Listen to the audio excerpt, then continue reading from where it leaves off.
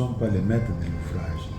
Les maîtres de l'ouvrage, c'est l'État congolais. Donc à travers le ministère des Affaires foncières, nous sommes les maîtres d'œuvre, c'est-à-dire les constructeurs qui avaient été sollicités à l'époque par le ministère des Affaires foncières par les biais de son secrétariat général aux Affaires foncières pour réaliser les travaux dont ils avaient besoin, c'est-à-dire la construction d'un ouvrage qui devrait servir de bureau pour leur administration. Nous voulons simplement dire que le bâtiment qui sera construit sera dans les normes, et non seulement dans les normes, mais tous les prescrits de la loi seront mis en vigueur et seront protégés. Et les rails qui est déplacé aujourd'hui, ce rail n'a été que déplacé par l'ONATRA elle-même, et ce rail sera replacé par l'ONATRA selon les termes des contrats signés avec les responsables de l'ONATRA. Nous sommes entrés en contact avec l'administration de l'ONATRA qui nous a dit que cette voie était toujours exploitable dans les jours à venir. Donc nous devrons garder cette voie exploitable comme telle, et nous sommes en train d'aménager, donc de concevoir l'ouvrage en fonction de cette voie. Donc nous aurons, la voie va exister, existe et existera encore, même après la construction. Donc la construction sera traversée par les locomotives. Si j'ai bonne mémoire, les dossiers ont été soumis à notre niveau quand nous avons été sollicités. C'est avec l'équipe sortante.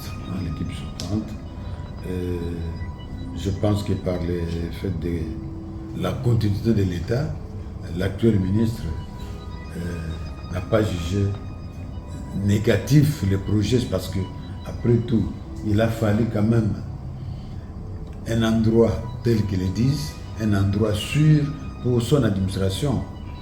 Et aujourd'hui, nous avons l'opportunité, grâce à l'action de l'autorité, de pouvoir obtenir un bâtiment neuf, mais un bâtiment construit dans les normes et abritant tous les services ainsi que tous les matériels didactiques modernes nous permettant de faire un travail de qualité.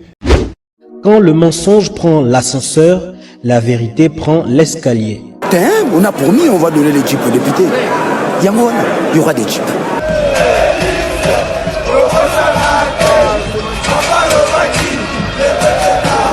Notre ennemi c'est le Rwanda, FRDC, Boumae, Munguna Nabiso Kagame, Congolais, Kangae, peuple Telema, Banguna Bakoti, la Mukati kama mpima tali politiki, Songisaki Bomoto, dans kolo ndenge kwei na maboko Banguna toza la Bomoko, mutu moko tiako punde la Congo, soki biso mokote, tona nyongwa mutu te noko, ezapona peuple, punda mwana mai, ezapona yona ye, ezapona ngai, ezapona Congo, ezapona Goma, ezapona Ruchuru Kiwanja Bunaka. Beaucoup de l'opportunité que vous m'offrez pour parler de ce dossier qui concerne particulièrement le secrétariat général, parce que le site Basoko, le site dit Massamba, c'est un terrain qui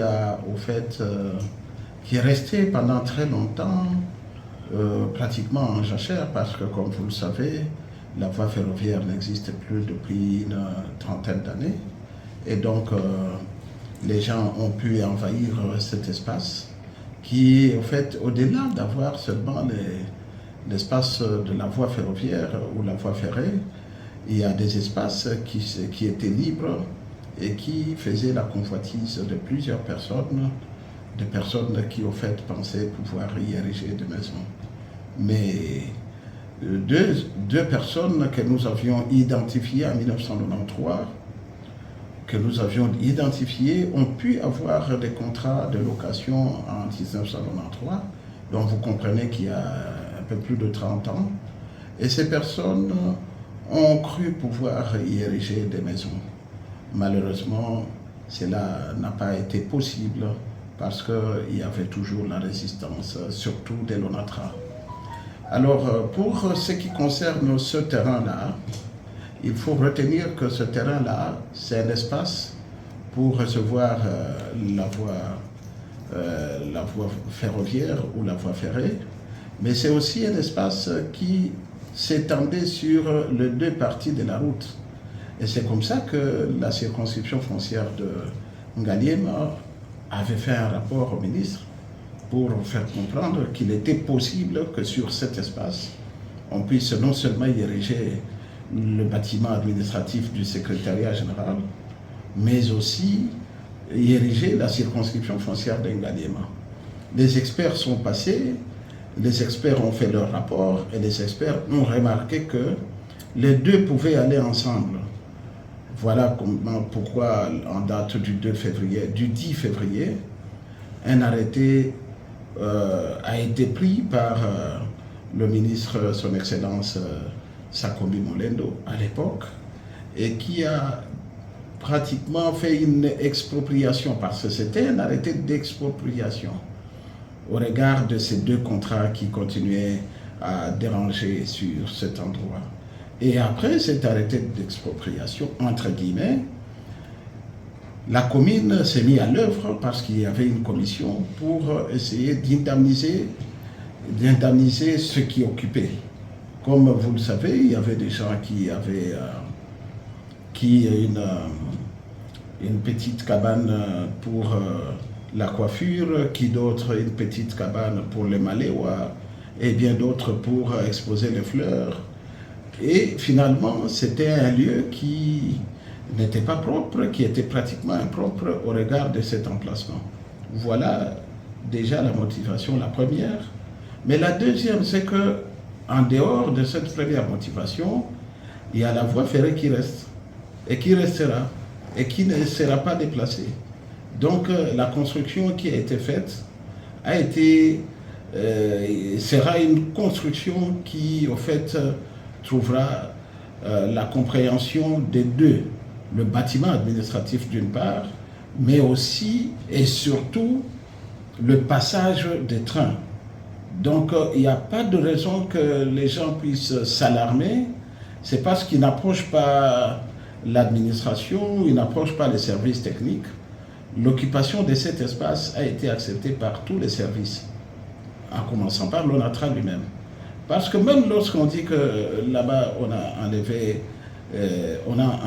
a déterré la voie ferrée, ce qui existe. Non, les rails, non, on a enlevé pour déposer plus tard, après les constructions. Plutôt, on a conservé ce qui doit revenir à l'ONATRA. Donc, les réseaux sociaux sont alimentés pour rien, alors que si on approchait nos services, on allait constater qu'il existe même des avis urbanistiques, des arrêtés d'urbanisme, il existe des arrêtés portant en création, ainsi que des arrêtés qui reconnaissent pratiquement l'ONATRA sur une partie de cet espace. Donc il n'y a pas de raison de dire... Et puis, pour votre information, madame, pour votre information, monsieur le journaliste, je vous dis que ceux qui sont allés pour assurer la supervision de ces opérations de dépose provisoire, parce que c'est une dépose provisoire de ces rails, ce sont les techniciens de l'ONATRA, et sur base de notre démission collective que j'ai devant moi. Donc il n'y a pas de raison d'imaginer que nous avons fait un cavalier seul. Nous avons fait avec tous les services techniques. Mais j'aimerais bien d'abord apporter une précision. Nous ne sommes pas les maîtres de l'ouvrage. Les maîtres de l'ouvrage, c'est l'État congolais. Donc à travers le ministère des Affaires foncières, nous sommes les maîtres d'œuvre, c'est-à-dire les constructeurs qui avaient été sollicités à l'époque par le ministère des Affaires foncières par les biais de son secrétariat général aux affaires foncières pour réaliser les travaux dont ils avaient besoin, c'est-à-dire la construction d'un ouvrage qui devrait servir de bureau pour leur administration. Alors, il y a un petit... Oui, le terrain, quand il a été sollicité, effectivement, nous avons posé la question aux responsables qui sont venus avec les marchés. Après avoir signé les contrats, quand nous avons eu à visiter les sites, nous avons réalisé que sur ces sites, traverse une voie ferrée. Nous avons, puisque ils tiennent à construire un ouvrage important aussi, en ce lieu pour que l'administration foncière, le secrétariat général ait un bureau, la question nous avait été posée, nous, en tant que constructeurs, parce que nous avons quand même une expérience et nous possédons une expertise dans le domaine. Nous sommes entrés en contact avec l'administration de l'ONATRA, qui nous a dit que cette voie était toujours exploitable dans les jours à venir. Donc nous devrons garder cette voie exploitable comme telle et nous sommes en train d'aménager, donc de concevoir l'ouvrage en fonction de cette voie. Donc nous aurons, la voie va exister, existe et existera encore, même après la construction. Donc la construction sera traversée par les locomotives. Cela existe, la technologie moderne, même ancienne, existe. Donc cette voie va exister. Nous allons construire comme nous sommes en train de les concevoir. Malheureusement, je n'ai pas le plan avec moi ici. Sinon, les plans qui sont en gestation, qui seront soumis à l'urbanisme, à l'autorité compétente pour les autorisations de bâtir, on a déjà aménagé dans ce sens-là. Pourquoi? Oui, nous ne pouvons pas poser la construction sur la terre, sur la surface ordinaire de la terre. Puisque c'est un gros ouvrage, nous devrons commencer par procéder aux essais tectoniques, donc les études du sol. Si l'ouvrage que nous allons construire, parce que c'est un ouvrage de 5 étages, donc il faut aller au sous-sol. Comme nous allons traverser la même zone, donc le bâtiment, nous devrons commencer par procéder à la dépose de ces rails. Cela a été fait par le service compétent qui est l'ONATRA, qui a envoyé une mission. Ils ont procédé avec un ordre de mission et le texte est là. Je pense que là où vous avez été, vous pouvez vérifier les faits. Nous avons procédé à la dépose provisoire et dès que nous avons terminé les travaux de sous-sol et de la fondation, nous allons remettre la voie à la tracée initiale en respectant les normes qui nous avaient été recommandées, c'est-à-dire de part et d'autre, il fallait être à partir de l'axe de la voie à 6,5 mètres et la hauteur, les gabarits à 6 mètres aussi d'auteur. Si j'ai bonne mémoire, les dossiers ont été soumis à notre niveau quand nous avons été sollicités. C'est avec l'équipe sortante. Je pense que par le fait de la continuité de l'État, l'actuel ministre n'a pas jugé négatif le projet parce que, après tout, il a fallu quand même un endroit tel qu'ils le disent, un endroit sûr pour son administration. Alors, pour clôturer avec... En fait, cette question ne nous concerne pas parce que nous ne sommes pas propriétaires du terrain, mais du moins à notre connaissance, comme nous ne pouvons pas construire sur un terrain conflictuel, les preuves nous avaient été apportées. Il y a même des vidéos que tout le monde a été indemnisé. Et si cette dame-là continue à réclamer, je pense s'il n'a pas bénéficié normalement, il y a des instances judiciaires, mais à notre connaissance, les rapports que nous avons, il est allé même jusqu'au Conseil d'État. Et là, il a été député parce qu'il a été démontré qu'il a été normalement indemnisé, qu'il aurait touché 80 000 $. Parce que nous avons vu des vidéos, les gens qui ont procédé au paiement ont filmé l'événement. Merci beaucoup. Les impressions, c'est des impressions de fierté, l'impression de sortir vraiment d'un gouffre dans lequel nous étions. Nous avons travaillé et nous continuons de travailler dans des conditions lamentables, dans des conditions qu'on ne peut plus supporter. Et aujourd'hui, nous avons l'opportunité, grâce aux actions de l'autorité, de pouvoir obtenir un bâtiment neuf, mais un bâtiment construit dans les normes et abritant tous les services ainsi que tous les matériels didactiques modernes, nous permettant de faire un travail de qualité et nous permettant aussi de protéger et de sécuriser les archives de beaucoup de propriétés et qui valent des millions de dollars ou même des milliards de dollars chèrement acquis par nos concitoyens, par nos parents, par les expatriés qui ont choisi le Congo, Kinshasa, comme leur ville de résidence. Et si ce bâtiment nous vient, c'est pour que nous puissions travailler dans de très bonnes conditions et sécuriser ces patrimoines chèrement acquis par les citoyens. Et nous sommes étonnés de voir toutes ces réactions, toutes ces vidéos, toutes ces personnes qui parlent sans connaître le fond et sans même chercher à s'informer de la réalité du problème. Au jour d'aujourd'hui, le bâtiment qui sera construit, c'est un bâtiment au profit de la population, c'est un bâtiment pour les services publics de l'État et l'espace dans lequel il est construit, c'est un espace de l'État que l'État a réellement acquis, que l'État a régulièrement repris et pour lequel il a attribué au ministère des Affaires foncières afin que l'on puisse y ériger à la fois le secrétariat général et aussi la circonscription foncière de Ngaliema, qui continue de travailler dans des conditions, je vous le répète, inhumaines. Imaginez que nous avons des agents qui travaillent par intermittence. Il y a des groupes qui travaillent le lundi, le mercredi, il y a d'autres groupes qui travaillent le mardi et le jeudi, faute de place. Nous travaillons dans des conditions impossibles. Et là, nous avons l'opportunité d'avoir un bâtiment qui nous permettra de pouvoir bien travailler. Et ce bâtiment a été conçu avec la collaboration de tous les services techniques, c'est-à-dire le ministère de l'Urbanisme, le ministère des Affaires foncières, l'ONATRA qui gère les services ferroviaires et ainsi que l'hôtel de ville.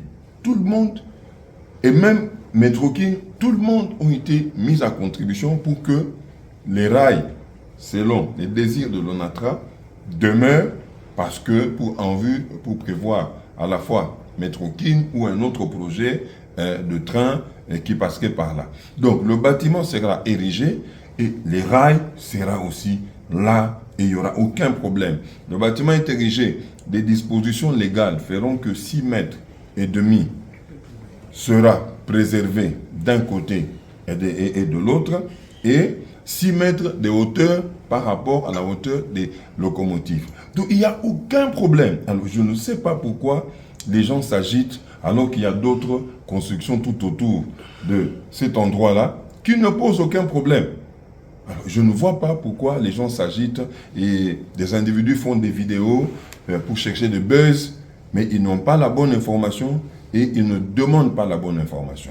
Nous voulons simplement dire que le bâtiment qui sera construit sera dans les normes et non seulement dans les normes, mais tous les prescrits de la loi seront mis en vigueur et seront protégés et les rails qui est déplacé aujourd'hui, ce rail n'a été que déplacé par l'ONATRA elle-même et ce rail sera replacé par l'ONATRA selon les termes des contrats signés avec les responsables de l'ONATRA. Je suis étonné.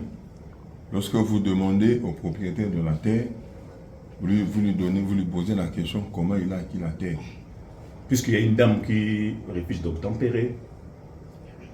La dame qui refuse d'obtempérer, comme vous dites, cette dame a été indemnisée, je le dirais, à titre humanitaire. Okay. Parce que l'expropriation pour cause d'utilité publique est précédée l'expropriation est précédée d'une sorte d'évaluation, d'expertise en vue d'évaluer et indemniser la personne. Mais je vous dis, peut-être que ceux qui connaissent cet endroit-là, je ne sais pas quel bâtiment, je ne sais pas quelle construction a été faite à cet endroit-là par cette dame-là. Il n'y a aucune construction. Et la terre est un bien de l'État, est une propriété de l'État, inaliénable et je ne sais pas comment l'expliquer. On ne cède pas la terre et la terre ne lui a pas été cédée. Elle avait un titre d'occupation provisoire, juste pour jouir de cet espace-là. Mais pourquoi alors aujourd'hui l'ONATRA réclame aussi des droits sur cet espace?